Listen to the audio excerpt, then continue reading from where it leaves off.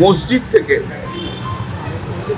যে মাইক সমস্ত রিমুভ করতে বলছে পুলিশ, যাতে আজানের সময় মাইক্রোফোন ইউটিলাইজ না করতে পারে যায়। তারই জন্য ড্যানিশ ফারুকি সে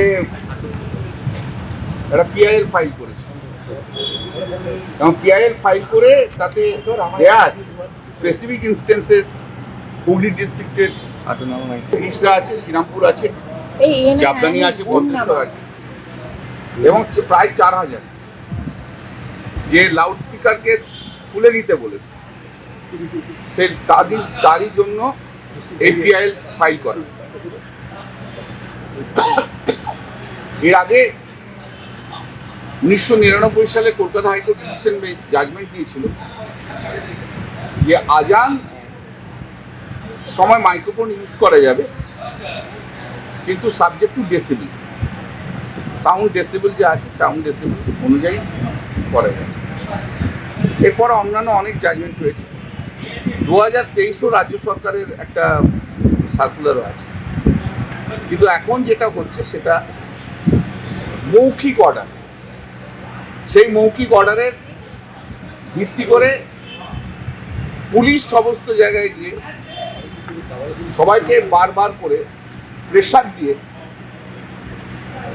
রিমুভ করাচ্ছে।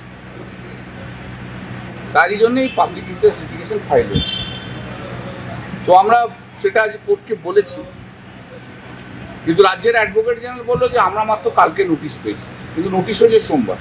যথারীতি উনি মিথ্যে কথা বলেন, খুব অ্যাডভোকেট জেনারেল, এখনকার অ্যাডভোকেট জেনারেল খুব মিথ্যে কথা বলেন, তো উনি যথারীতি মিথ্যে কথা বলেছেন। এবং একজন অ্যাডভোকেট জেনারেল কোনো রকম ইনস্ট্রাকশন ছাড়াই কোর্টে চলে আসে।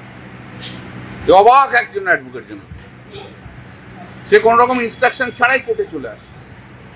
এসে প্রথম কটাই হচ্ছে মেনটেনেবিলিটি, মেনটেন হয় না।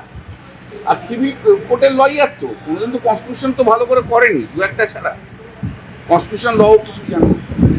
সে অ্যাডভোকেট জেনারেল শুধু মেনটেনেবিলিটি আর টেকনিক্যাল পয়েন্ট নিয়ে এইসব বলল, আরও সময় চাই বলল।